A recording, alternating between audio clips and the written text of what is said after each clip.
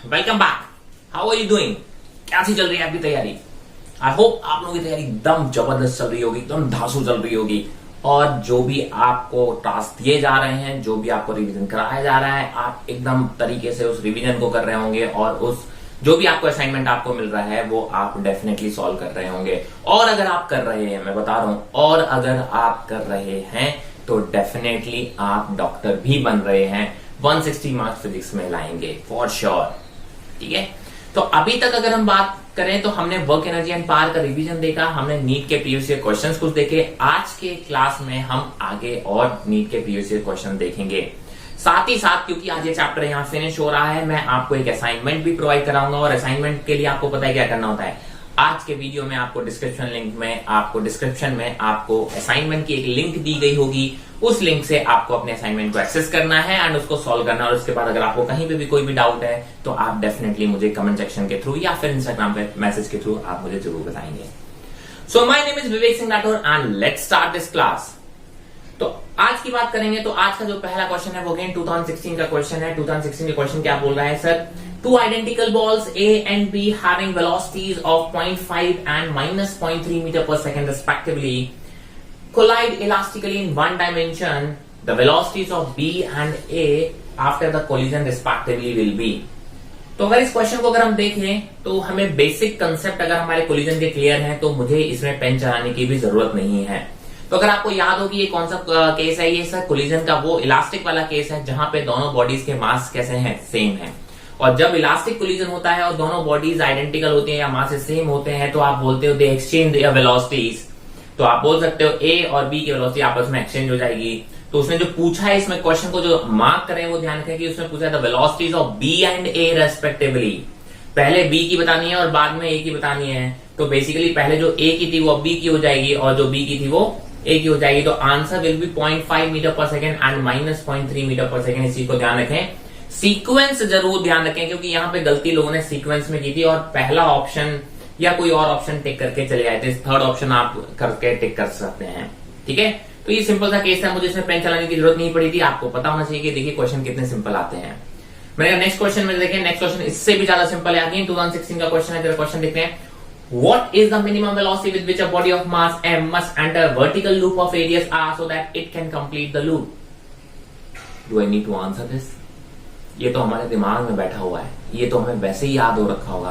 Question पढ़िए, option tick कीजिए and आगे बढ़िए। √5gr the velocity of the body vertical circular motion में such that the body looping the loop मतलब vertical circular motion को complete करेगा, that should be greater than equal to √5gr। उसने बोला minimum, it means it has to be √5gr। It's so difficult man, so difficult। इस type के question पूछे जाते हैं। नीट के क्वेश्चन हैं, बहुत पुराने नहीं गए हम, 2 साल 3 साल पुरानी बातें कर रहे हैं केवल। अब तो ऐसे ही क्वेश्चन अभी भी आते हैं और भी इजी क्वेश्चन आ जाते हैं कभी कभी। तो let's move on to the next question.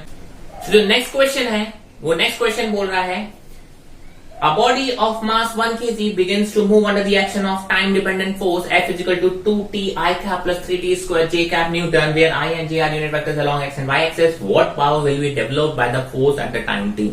ये जो टाइप का क्वेश्चन है ये काफी अच्छा है और काफी बार पूछा गया है पास्ट में।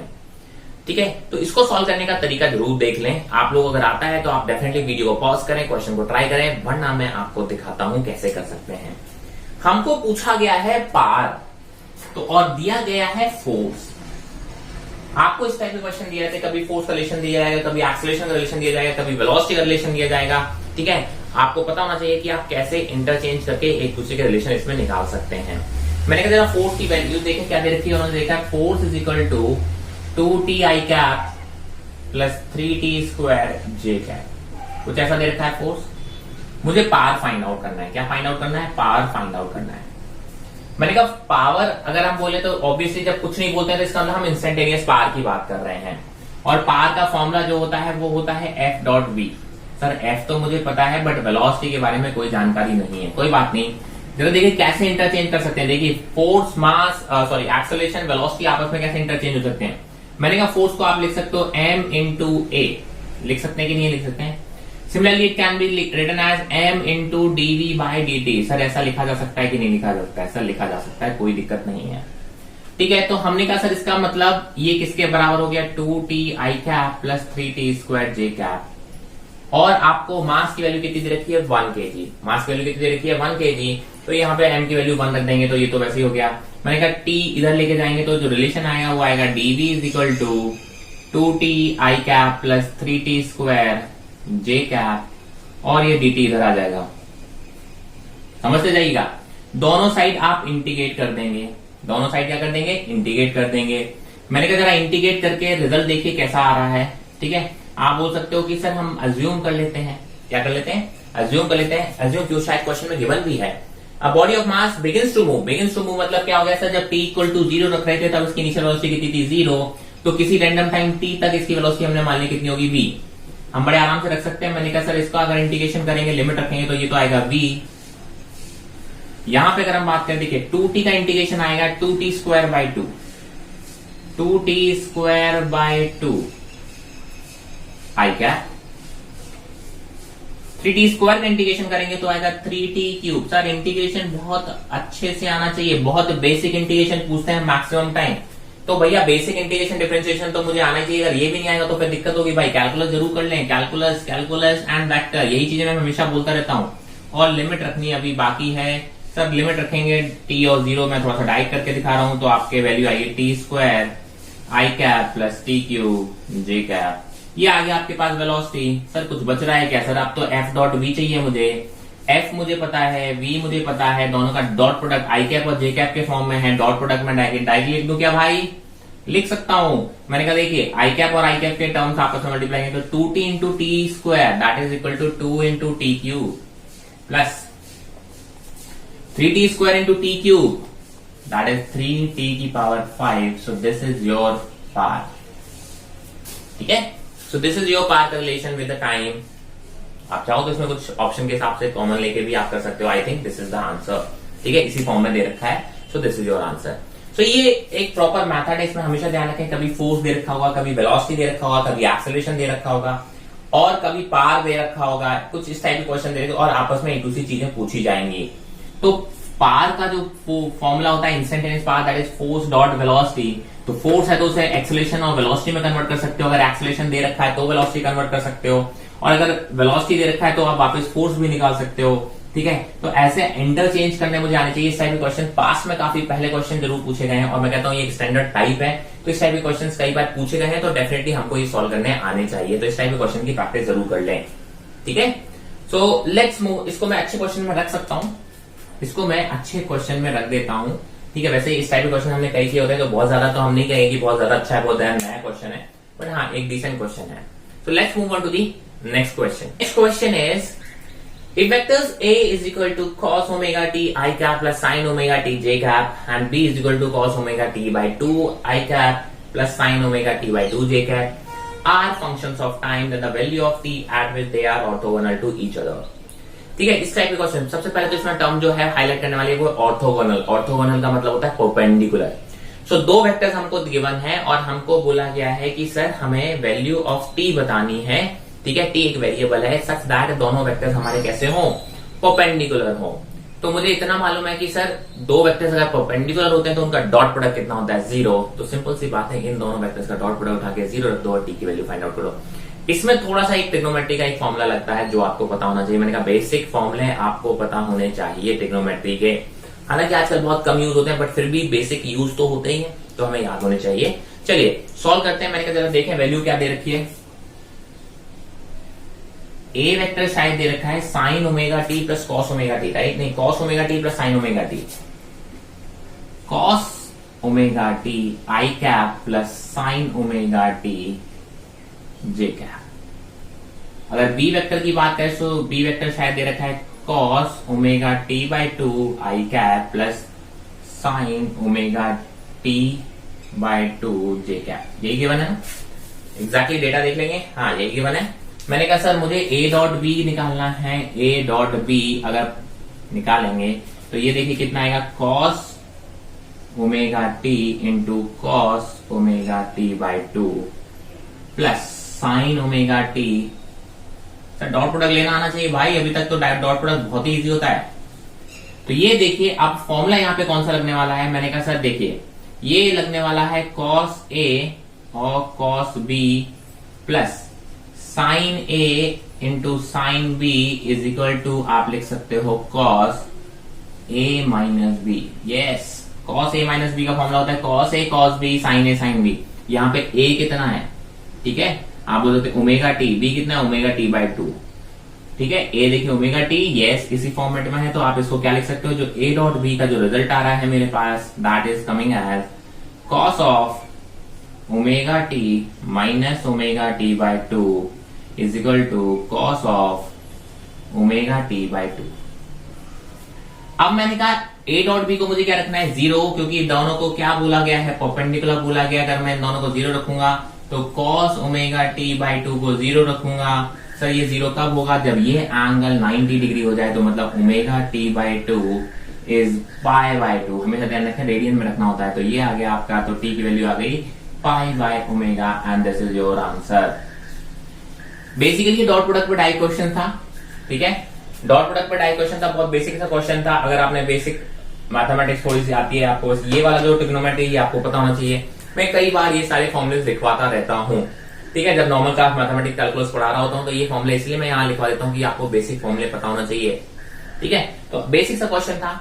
Let's move on to the next question. Next question की बात करें, नेक्स्ट क्वेश्चन 2015 का क्वेश्चन है। क्या बोलता है, if a ball is thrown vertically downwards from a height of 20 metre, data को हाईलाइट करें, with an initial velocity v naught, ठीक है, v नॉट वेलोसिटी से, इनिशियल वेलोसिटी से आप बोल सकते हैं कि इसको थ्रो किया गया है। It collides with the ground, loses 50% of its energy in collision. Again 50% of the energy जो lose हो रही है उसको हाईलाइट करें, and rebounds to the same height, वापस सेम हाइट पर आ जाती है। The initial velocity v naught is take g equal to 10 metre पर सेकेंड। अच्छा क्वेश्चन है, सिंपल ही है, फिर भी कहूंगा कि आपको आना चाहिए, तो आप इसको ट्राई करें एंड देन आप सॉल्यूशन देखें। मैंने कहा देखें जरा क्या क्वेश्चन क्या है। इसने बोला क्वेश्चन को फिगर जरूर बना लें। मैंने कहा सर यहां से इस बॉडी को नीचे की तरफ v नॉट स्पीड से थ्रो किया गया है, कितनी हाइट है यहां से, 20 मीटर हाइट से, ठीक है। आप बोलते हो ये नीचे आएगा और यहां से रिबाउंड होके, सर रिबाउंड होके इसने बोला कि यहां पे 50% ऑफ एनर्जी लूज हो जाती है, जो भी एनर्जी है वो लूज हो गई, और इसके बाद वो वापस जाएगा और सेम हाइट तक जा सकता है, ठीक है। तो ये एनर्जी कंजर्वेशन का क्वेश्चन है। मैंने आपको बोला एनर्जी कंजर्वेशन बहुत इंपॉर्टेंट है, तो उसको हम अप्लाई कर लेंगे। मैंने कहा जरा देखो कैसे अप्लाई कर लेंगे। मैंने कहा देखिए ये बॉडी यहां से यहां चल के वापस जब अपनी सेम हाइट पर आ रही है, तो उस पर केवल एक ही फोर्स लग रहा है, ठीक है, वो आप बोलोगे कि ग्रेविटी लग रहा है, ओके। अच्छा, दूसरा आप ये कह सकते हो कि सर यहां से जब टकराने के बाद गई, देखिए अब टकराते टाइम तो सर फोर्सेस बाहर से लगे तो एनर्जी कंजर्वेशन लगाना मेरे लिए मुश्किल हो जाएगा, लेकिन जब टकरा गई है, टकराने के बाद जब ये बॉडी स्टार्ट किया, उसके बाद यहां जाते के बीच में इसमें और कोई फोर्स नहीं लग रहा है, केवल ग्रेविटी, राइट। मतलब इस पॉइंट पे जो एनर्जी है टकराने के बाद, और इस पॉइंट पे जो एनर्जी जब यहाँ पे ये बॉडी पहुंचेगी, जो एनर्जी होंगी वो कैसी होंगी, मैकेनिकल एनर्जी दोनों की सेम होंगी, क्योंकि केवल ग्रेविटी लग रहा है। ग्रेविटी एक कंजर्वेटिव फोर्स है, तो हम मैकेनिकल एनर्जी कंजर्वेशन क्या बोलते हैं, when the work done by the non conservative forces is 0, then the mechanical energy of the system remains conserve. तो इस पॉइंट पे अगर मैं मैकेनिकल एनर्जी लगाऊं और इस पॉइंट पे मैकेनिकल एनर्जी लगाऊं, ठीक है, टकराने के बाद, ध्यान रखें, टकराने के बाद यहां पे जो मैकेनिकल एनर्जी हो, इस पॉइंट पे जो मैकेनिकल एनर्जी आएगी उसको इक्वेट कर सकता हूं। मैं अगर टकराने के बाद जो मैकेनिकल एनर्जी है वो टकराने से पहले की 50% है, ठीक है। तो टकराने से पहले मैकेनिकल एनर्जी जो होगी वो ये वाली एनर्जी होगी जो यहां पर होगी, समझ लिया ना। यहां पे जो मैकेनिकल एनर्जी होगी टकराने से पहले, यहां पे भी वही मैकेनिकल एनर्जी होगी। यहां पोटेंशियल एनर्जी थी, पोटेंशियल एनर्जी कम होते होते होते होते यहाँ ग्राउंड पे जाते 0 हो गई होगी, तो काइनेटिक एनर्जी बढ़ गई होगी, ठीक है। तो ध्यान रखिए यहाँ पे जो काइनेटिक एनर्जी थी वो यहाँ पे पोटेंशियल, सॉरी यहाँ पे जो मैकेनिकल एनर्जी थी वो टकराने से पहले यहाँ पे थी, टकराने के बाद जो मैकेनिकल एनर्जी बची वो इसकी 50% बची, यानी इसकी 50% बची, है ना। तो इस पॉइंट की जो मैकेनिकल एनर्जी है उसका 50% यहां पर था, ठीक है, और यहां पे जो पहुंच रहे हैं उसके बाद जो भी वो सेम रहेगा। मैंने कहा देखो यहां पे मैकेनिकल एनर्जी कितनी थी, mgh plus half mv not square, ये इस पॉइंट पे मैकेनिकल एनर्जी है, यानी इसे टकराने से जस्ट पहले वाली मैकेनिकल एनर्जी है, ठीक है। मैंने कहा 50% ही चाहिए मुझे इसका, क्योंकि टकराने के बाद ये बची कितनी है, 50%। तो इसकी 50% अब ये आगे आ गई। मैं कहता this has to be the mechanical energy of this point. जब इसकी वेलोसिटी यहाँ फाइनल कितनी हो गई होगी, 0 हो गई होगी, तभी तो आपने बोला यहां तक आ सकता है। तो वापस यहां तक जाने में उसकी मैकेनिकल एनर्जी किसके बराबर हो गई सर, mgh के बराबर हो गई। समझते जाइए। अगर ये चीज समझ में आ गई तो एक स्टेप में क्वेश्चन खत्म हो गया। जरा देखिए, ठीक है। तो आपने अब क्या करना है सर, इसकी वैल्यू रख देनी है और कुछ नहीं, m कैंसिल। फिर से मैं समझा देता हूं, जो आपकी मैकेनिकल एनर्जी यहां होगी वो टकराने से पहले होगी, क्योंकि टकराने से पहले कोई और एक्स्ट्रा फोर्सेस नहीं लग रहे थे, केवल ग्रेविटी थी। टकराने के बाद जो मैकेनिकल एनर्जी होगी वही इस पॉइंट की मैकेनिकल एनर्जी होगी, ठीक है। तो मैंने कहा टकराने के बाद इस पॉइंट की 50% है, मतलब इस पॉइंट की 50% है। तो इस पॉइंट पे जो मैकेनिकल एनर्जी वो ये है, उसका 50% आ गया, मतलब divide by 2। That should be equal to the mechanical energy at this point and that is equal to mgh, because यहाँ पे आपकी वेलोसिटी कितनी हो गई होगी, 0 हो गई होगी। Now you will have to just put the values. मैंने कहा gh इज इक्वल टू या half mv0 square, sorry m तो कैंसिल हो गया है, half v0 square is equal to 2gh। ये 2 यहां से मल्टीप्लाई करके यहां आ गया, ये यहां जाएगा तो केवल कितना बचेगा gh। तो half v0 square is equal to g into h, और g की वैल्यू है 10 और h की वैल्यू है 20, और यहां से मल्टीप्लाई करो तो v0 स्क्वायर आ गया आपका 400, मतलब v0 की जो आ गई वो आ गई 20 मीटर पर सेकेंड। इसका आंसर। सो इसमें इंपॉर्टेंट बस यही था, ये वाला स्टेप। अगर आपने ये स्टेप कर लिया फिर तो इसमें कुछ भी नहीं बचा। वैसे बोला मैकेनिकल एनर्जी बहुत बेसिक क्वेश्चन आते हैं, 3-3 स्टेप में, 4-4 स्टेप में सॉल्व हो जाते हैं। हार्डली अगर आपको अप्लाई करना आ गया तो हार्डली ये 30 सेकंड में सॉल्व हो जाता है। बस एप्लीकेशन आनी चाहिए, हमसे एप्लीकेशन में ही गड़बड़ हो जाती है। So I hope this is very clear and let's move on to the next question. So the next question is from 2015 on a frictionless surface. Surface ऐसा है frictionless, highlight कर लेंगे। A block of mass capital M, फिर से highlight कर लेंगे। Moving at a speed v, again ये वाला point highlight करेंगे। Collides elastically words को highlight करना है। हर एक important point को highlight कर लेना है, ठीक है। With another block of same mass M, again highlighted, which is initially at rest. बहुत अच्छी बात है। After collision, the first block moves at an angle theta to its initial direction and has a speed v by 3. The second block's speed after the collision is, again बहुत basic है ये, 2 dimension का देखिए question है। जो आपका 2 dimension हमने एक स्पेशल केस पढ़ा था, एग्जैक्टली ये वही है, बट मैं कहता हूं उससे भी इजी बेसिक कंसेप्ट से ये डायरेक्टली सॉल्व हो जाएगा। तो देखते हैं ये कैसे सॉल्व हो जाएगा। जरा देखिए क्वेश्चन क्या दे रखा है उसने। मैंने कहा फिर से देखिए क्वेश्चन दे रखा है आपका कि एक बॉडी है जिसका मास है m और that is moving with speed v। दूसरी बॉडी है जो कि m मास की ही है और रेस्ट पर रखी है। आफ्टर कोलिजन क्या होता है, जो पहली वाली बॉडी है वो एक अपनी इनिशियल डायरेक्शन है, ध्यान रखें, अपनी इनिशियल डायरेक्शन मतलब इस डायरेक्शन से थीटा एंगल पर v/3 स्पीड से चली जा रही है। तो ये वाली बॉडी डेफिनेटली कुछ इधर गई होगी, है ना। मुझे मालूम है सर वो 90 डिग्री माइनस थीटा होगा, खैर उससे मतलब नहीं है। और मुझे इसकी ही स्पीड निकालनी है कि सर ये v स्पीड कितनी होगी, v2 कितना होगा फाइनली, ठीक है। कोलिजन कैसा है सर, इलास्टिक। कैसा कोलिजन है ये, इलास्टिक कोलिजन है। इसका मतलब kinetic energy initial should be equal to kinetic energy final. अगर ये आपको आता है तो एक स्टेप में क्वेश्चन खत्म। मैंने कहा इनिशियल काइनेटिक एनर्जी कितनी है, half m v square, sir इसकी तो 0 है। आपने बोला फाइनल कितनी होगी, आप लिखोगे half m v square by 9, v/3 का whole square plus half m v2 square. क्या ये ऐसे ही होगा सर, हाफ m कैंसिल हो गया। जरा देखिए कितना आ रहा है ये, v square minus v square by 9 is equal to v2 square. ये यहां से सॉल्व करेंगे तो 9 minus 1 that is 8v square by 9 is equal to v2 square. And solve करेंगे तो v2 की जो वैल्यू आएगी वो आएगी 2√2 v/3। तो v2 की वैल्यू आई 2√2 v/3। क्लियर, देख लीजिए मैच कर गया ऑप्शन, सेकंड ऑप्शन। तो कितना डिफिकल्ट क्वेश्चन आया, बेसिक कंसेप्ट, फॉर्मूले रटे हुए कभी काम नहीं आते, कंसेप्ट जरूर काम आ जाते हैं। फॉर्मूले से भी सॉल्व कर पाओगे लेकिन टाइम लग जाएगा। अगर आपको कंसेप्ट क्लियर है, क्लिक कर गया, प्रैक्टिस है आपकी, तो देखिए 2 स्टेप में आंसर्स आ रहे हैं भाई, 2 स्टेप में। कितने डिफिकल्ट क्वेश्चन है जरा बताओ भाई। इन क्वेश्चन के लिए हम परेशान होते हैं, बोलते फिजिक्स टफ है। अरे भैया फिजिक्स कहां से टफ है, फिजिक्स बहुत इजी आती है, बहुत इजी आती है, बशर्ते आपको कंसेप्ट बताओ। हमको कंसेप्ट नहीं पता, हम फिजिक्स को भी बायो की तरह रटने की कोशिश करते हैं। हम भी चाहते हैं कि बस अभी तक जो 10th क्लास वाली आदत होती कि फॉर्मूले में वैल्यू रखें और फिजिक्स सॉल्व हो जाए, नहीं, वो नहीं हो पाएगा। बेसिक कंसेप्ट अगर आपने सीख लिए हैं, साथ साथ आपने फिजिक्स अच्छे से कर लिया है, तो डेफिनेटली फिजिक्स के क्वेश्चंस आपके नीट के बनते ही बनते हैं। इतने ही बेसिक क्वेश्चन आपको मिलने वाले हैं, मैक्सिमम क्वेश्चन ऐसे ही मिलने वाले हैं। देख लिए, मैं अपनी बातें हवा में नहीं कर रहा हूं। मैं आपको आज ये चौथा चैप्टर का नीट प्रीवियस ईयर क्वेश्चन करा रहा हूं। हर एक चैप्टर में ऐसे ही क्वेश्चन मिल रहे हैं और नीट के आए हुए क्वेश्चन हैं। मैं कैसे बोल दूं कि ये क्वेश्चन टफ है? ठीक है, so let's move on to the next question. The next question is again from 2015. The question says that the two particle of masses m1 and m2 move with initial velocities u1 and u2. On collision, one of the particles get excited to the higher level after absorbing energy E. या epsilon जो भी आप बोलेंगे. If the final velocities are v1 and v2, then we must have, and there are 4 options. उनमें से आपको correct statement choose करना है.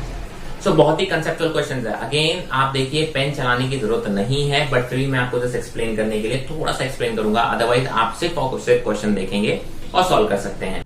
तो इसमें हम बात करेंगे कि सर कोलिजन से पहले जो total energy of the system रहेगा, बाहर से कोई एनर्जी वगैरह आ नहीं रही है, और आप बोल सकते हैं बाद में, कोलिजन के बाद में जो टोटल एनर्जी रहेगी वो टोटल एनर्जी कैसे रहने वाली है? सेम रहने वाली है.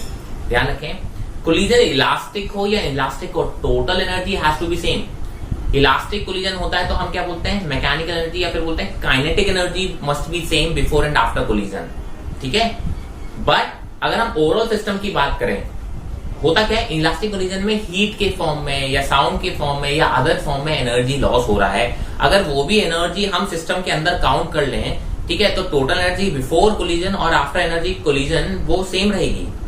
काइनेटिक एनर्जी के फॉर्म की बात करेंगे तो देखिए, जो हीट और साउंड में चला गया वो काइनेटिक एनर्जी में काउंट नहीं हो पाएगा. लेकिन इलास्टिक कोलिजन में हम मान के चलते हैं हीट और साउंड के फॉर्म में कोई एनर्जी लॉस्ट नहीं होती. तो बस यहाँ पे ये थोड़ी बेसिक कंसेप्ट था, इसमें लोग कंफ्यूज हो जाते हैं. ठीक है, हो गए थे इस टाइम पे. तो आप बोलते कि इनिशियल टोटल एनर्जी कितनी थी? Half m1 u1 square plus half m2 u2 square. ये तो इनिशियल एनर्जी थी. आप बोलेंगे सर फाइनल कितनी आई? काइनेटिक एनर्जी फाइनल कितनी है? m1 v1 square plus half m2 v2 square. अगर इलास्टिक कोलिजन होता तो आप बोलते this has to be equal to this. ठीक है, बट मुझे नहीं मालूम ये कोलिजन इलास्टिक है या इनइलास्टिक है. इनफैक्ट इनइलास्टिक है. ठीक है, आपने बोला कि सर ये एनर्जी तो काइनेटिक के फॉर्म में रह गई, प्लस कुछ एनर्जी एक्साइटेशन में यूज हो गई. किसी पार्टिकल के एक्साइटेशन में जो एनर्जी यूज हो गई वो कहां से एब्जॉर्ब की होगी? यहीं का कुछ पार्ट उसने यूज किया होगा. तो आप बोल सकते हो कि sir this energy is equal to this kinetic energy plus कुछ पार्ट जो एक्साइटेशन में यूज हो गया होगा वो, ये दोनों मिला के इनिशियल एनर्जी के बराबर होंगे. तो इस हिसाब से आपको स्टेटमेंट चूज करना है. इसमें सॉल्व कुछ भी नहीं करना है, बस थोड़ा सा दिमाग लगाना है. ठीक है, ये इलास्टिक कोलिजन नहीं है कि काइनेटिक एनर्जी इक्वल होंगी. ये एक नॉर्मल कोलिजन है. तो काइनेटिक, आप बोलते हो ये इसकी टोटल एनर्जी थी. बाद में भी टोटल एनर्जी में क्या हो गया? कुछ पोर्शन तो काइनेटिक एनर्जी के फॉर्म में है, कुछ एक्साइटेशन में यूज हो गया. तो ये आया कहां से होगी वो एनर्जी का पार्ट? यहीं से ना. तो this total energy has to be equal to this, and this is how you answer your question. Okay, so now let's move on to the next question. Next question is again from 2015. 2015 से जो question है, two similar springs P and Q have spring constant Kp and Kq such that Kp is greater than Kq. Highlight करेंगे, important part है ये. They stretched first by the same amount, case A, then by the same force, case B. The work done by the springs Wp and Wq are related as in case A and case B will be. ठीक है, आपको जरा answer देने हैं कि किस तरीके से होंगे. तो सोल्यूशन देखते हैं इसका, कैसे सॉल्व कर सकते हैं. मैंने कहा एक सिंपल सा कंसेप्ट है. मैंने कहा जरा देखिए, ए केस की बात की है. केस ए जब x कैसा है, दोनों का सेम होगा, x सेम होगा, और ये हमको ऑलरेडी गिवन है कि Kp is greater than Kq. ये डेटा हमको गिवन है. ठीक है, पहले केस में आप बोलोगे जो Wp आएगा, Wp बाय Wq की अगर हम बात करें तो that is equal to half Kp x square by half Kq x square. अब x दोनों में सेम है तो कैंसिल हो जाएगा, हाफ हाफ. तो बेसिकली आपको पता है Kp अगर बड़ा है तो Wp भी कैसा होगा? बड़ा होगा. तो ये पहले केस के लिए तो ये आंसर हो गया. ठीक है, तो आप ऑप्शन देख लीजिए. पहले केस में कितने ऑप्शन, कितनों में ये वाला ऑप्शन दे रखा है कि Wp is greater than Wq. Sir एक ही ऑप्शन में दे रखा है फोर्थ, मुझे अगला पार्ट सॉल्व करने की जरूरत भी नहीं है। ऑप्शन देखिए कई बार ऐसे ही दिए जाते हैं, बट अगला पार्ट भी मैं सॉल्व करके दिखाऊंगा। जिसने ये कर लिया उससे आंसर आ गया होगा बहुत जल्दी, मैंने कहा। लेकिन दूसरा पार्ट भी मैं करके जरूर दिखाऊंगा। बी पार्ट की अगर हम बात करें तो फोर्स कैसा है, सेम है। फोर्स कैसा है, सेम है। इसका मतलब KP XP is equal to KQ XQ। Force कितना होता है, K इंटू X। अच्छा, इसका मतलब है कि जो XP बाय XQ आ रहा है that is equal to KQ by KP। ये रिलेशन आपका यूज हो सकता है। मैंने कहा जरा WP बाय WQ निकालो। WP by WQ is equal to half KP XP square by half KQ XQ square. मैंने कहा कि XP बाय XQ का रेशियो मैं ऑलरेडी निकाल चुका हूं, तो इसको मैं कुछ ऐसे सॉल्व कर सकता हूं। KP हाफ से हाफ तो कैंसिल हो गया, XP बाय XQ का होल स्क्वायर मतलब KQ square by KP square. Sir ये यहां से यूज किया और ये आपका ऑलरेडी है। तो देखिए ये 2 से 2 कैंसिल, ये 2 कैंसिल, तो that is equal to KQ by KP। और मुझे मालूम है KQ छोटा है KP से, तो WP छोटा होगा WQ से, so that is equal to WQ। अब मैच करा दो उस ऑप्शन का, ये वाला ऑप्शन भी मैच कर रहा होगा। ठीक है, तो this is how you can solve the question. देखिए ऑप्शंस कई बार ऐसे ही दिए जाते हैं कि आप केवल इतना सॉल्व करेंगे और उससे आपका आंसर आ जाएगा। मतलब बड़े वाले जो जिसमें ज्यादा स्टेप लग रहे थे वो तो मुझे सॉल्व करने की जरूरत भी नहीं है। इसलिए बोलता हूँ नीट के क्वेश्चन में टाइम की बिल्कुल परेशानी नहीं होती, टाइम आपका बचता ही बचता है। ठीक है, so now let's move on to the next question. So the next question is a particle of mass m is driven by a machine that delivers a constant power k watts. If the particle starts from rest, the force on the particle at time t. मैंने देखिए जैसे आपको बोला था कि sir जो force, velocity, acceleration, power आपस में रिलेशन दिए होते हैं, उनमें से दूसरा रिलेशन पूछा होता है। एग्जैक्टली ये उसी टाइप का एक और क्वेश्चन है। मैंने कहा देखिए इसमें क्या गिवन है, उसी हिसाब से आप इसको सॉल्व करेंगे। मैंने कहा इसमें दे रखा है कि पावर कैसा है, कांस्टेंट है जिसको k बोला गया है। पावर की अगर हम बात करें तो कितना है सर, F.V बोल सकते हैं, है ना। अच्छा, बहुत अच्छी बात है। मैंने कहा डॉट प्रोडक्ट तो सिंपल मैं मल्टीप्लिकेशन की तरह मान के चलता हूँ थोड़ी देर के लिए, ठीक है, क्योंकि हम मान लेते हैं एंगल कैसा है, सेम है। बहुत छोटे इंस्टेंट पे हम बोल सकते हैं कि फोर्स और वेलोसिटी एक्सेलरेशन कैसा है, सेम है। मैंने कहा फोर्स को आप लिख सकते हो, जरा देखिए मुझे फोर्स पूछा गया है तो आप क्या लिख सकते हो, फोर्स को क्या लिख सकते हो जरा देखिए। मैंने कहा सर फोर्स को मैं लिख सकता हूं m into dv by dt, acceleration, mass into acceleration into dv by dt into ये तो v है, that is equal to k। कुछ ऐसे ही गिवन है। मैंने कहा जरा इसको लेके जाओगे तो आप बोलोगे dv वाले टर्म्स एक साथ, तो कुछ ऐसे आएगा k बाई m dt, ये ऐसे आएगा। दोनों साइड इंटीग्रेट कर देंगे और उसने देखा सर t इक्वल टू 0 पे बॉडी स्टार्ट कर रही है, स्टार्ट फ्रॉम रेस्ट, तो इनिशियल वेलोसिटी 0 है, ठीक है। आपने बोला किसी टाइम t पर इनिशियल वेलोसिटी v होगी। इसको सॉल्व करेंगे तो ये आएगा v स्क्वायर बाई 2, क्या आएगा v स्क्वायर बाई 2, और v square by 2 is equal to आप बोलोगे k बाई एम टी। ये आ गया आपका। तो यहां से अगर मैं बोलूं ये आ गया मेरा v स्क्वायर के साथ रिलेशन आ गया, और v इज इक्वल टू कितना आ जाएगा sir, 2 times of k by m t की पावर 1/2। मेरे हिसाब से इसमें किसी कोई दिक्कत नहीं है, ये आपकी वेलोसिटी आ गई। अब अगर वेलोसिटी आ गई तो फोर्स निकालना बहुत ही आसान है sir. Force is equal to होता है m into dv by dt। Relation आपस में कैसे फाइंड आउट करना है, बस यही हमको इसमें सीखना होता है। मैंने कहा सर देखिए m की value m, dv by dt, इसको डिफरेंशिएट करेंगे। डिफरेंशिएट करेंगे तो डिफरेंशिएट कैसे, t के रिस्पेक्ट में करेंगे।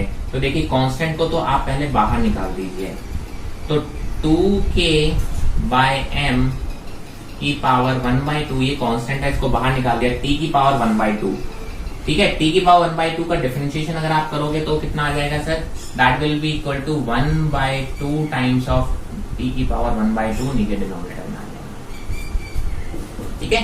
आई hope this is very clear. मैंने कहा सर जरा सबको एक साथ अंडर रूट में लो, आपको थोड़ा सा कैलकुलेशन ऑप्शन बनाने में आसान होगा। अंदर जाएगा m इसके तो m स्क्वायर हो जाएगा, क्योंकि अंडर रूट के हैं, ऐसे लिख सकते हो उसको। m अंदर जाएगा अंडर रूट के तो m स्क्वायर हो जाएगा, ये 2k है ही। ये 2 अंदर जाएगा तो नीचे देखिए ये एक m था ही, ये 2 अंदर जाएगा तो कैसा हो जाएगा, 4 टाइम्स हो जाएगा, और t की पावर 1/2 का मतलब तो है ही वो रूट के अंदर, तो आप ऐसे लिख सकते हो। कुछ नहीं किया, ये रूट के अंदर ले जाने का ये एडजस्टमेंट है। देखिए एक m से m कैंसिल हो जाएगा, ये आपका 2 हो जाएगा, ठीक है। तो आप बोलोगे जो आपका आंसर आएगा वो आएगा √mk/2t। तो देखो मैच करा लो, कौन सा ऑप्शन आपका इससे मैच कर रहा है।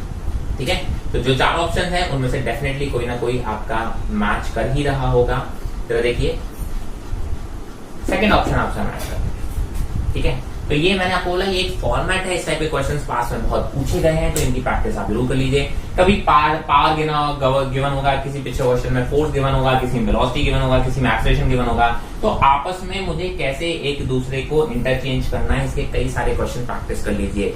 ठीक है, क्योंकि ऐसे क्वेश्चन पास में आए हुए हैं तो आगे आने के भी चांसेस रहते हैं। थोड़ी सी कैलकुलेशन है इसमें, इंटीग्रेशन देखिए लेकिन बेसिक ही लग रहा है, डिफरेंशिएशन लगेगा तो बहुत बेसिक ही लगेगा। ठीक है, तो थोड़ा तो प्रैक्टिस करनी पड़ेगी। So now let's move on to the next question.